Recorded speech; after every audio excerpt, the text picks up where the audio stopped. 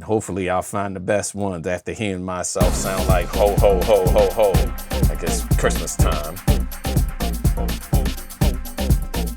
All right, I think I found a decent one.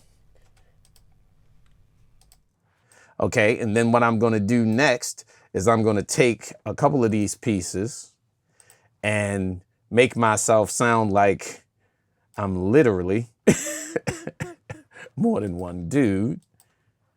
And then I'm just gonna put it around. Let's see what we got here.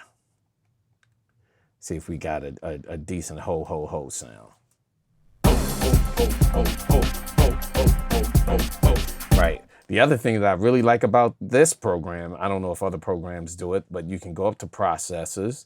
You can go to stereo flip, and it will take that in. And so even though I only recorded on one side, now I've got multiple sides. And then what I'm going to do is I'm going to create a group channel, call it vocals. And I'm going to group all 4 of my vocal tracks into one track so that I can put effects and sound effects and that kind of thing on it.